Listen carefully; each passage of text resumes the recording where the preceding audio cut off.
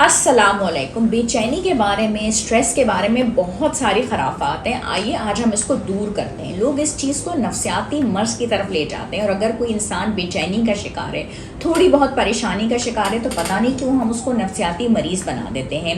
Stress जो होता है सबसे आम जहनी मर्ज़ है, लेकिन इसको बहुत गलत समझा जाता है। थोड़ा सा स्ट्रेस जो होता है किसी भी वजह से होता है। एग्ज़ाम में नंबर जो है वो कम आ गए, अम्मी ने किसी वजह से डांट दिया और आपको किसी बात से स्ट्रेस हो गया। लेकिन डिप्रेशन जो होता है उसकी वाकई कोई वजह होती है और वो हर वक्त मौजूद रहता है, तो वो वाकई एक बीमारी है। लेकिन स्ट्रेस कोई बीमारी नहीं है। इंसान का परेशान रहना एक नॉर्मल सी बात है।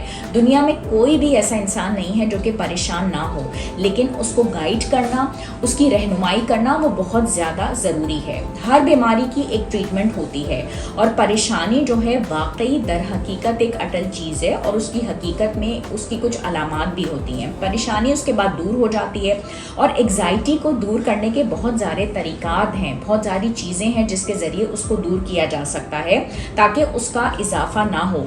लेकिन कोई मरीज़ अगर परेशान है और वो स्ट्रेस का शिकार है, अगर वो आपके पास आता है, उसको नींद सही तरीके से नहीं आ रही, किसी वजह से उसका मूड स्विंग्स हो रहे हैं, लेकिन उसको गाइड करने के बजाय हम उसको कोई नफसियाती मरीज़ बना दें, ऐसी बात नहीं है।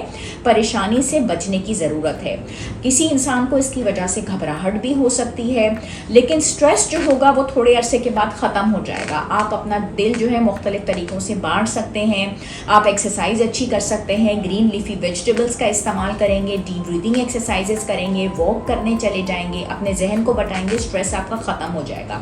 लेकिन डिप्रेशन जो है उसका इलाज होता है, उसमें काउंसलिंग भी आपको करवानी पड़ेगी, उसमें मेडिसिन भी लेने पड़ते हैं, और उसमें थेरेपी के सेशंस भी करवाने पड़ते हैं, उसका भी इलाज हो जाता है। लेकिन किसी भी पेशेंट को नफसियाती मरीज़ कह के उसका दिल तोड़ना, उसका मजाक उड़ाना, ये बहुत गलत है। दोनों ही चीज़ों का इलाज, दोनों ही चीज़ों में काउंसलिंग और दोनों ही चीज़ों में सही तरीके से मरीज़ को गाइड करना बहुत ज़रूरी है।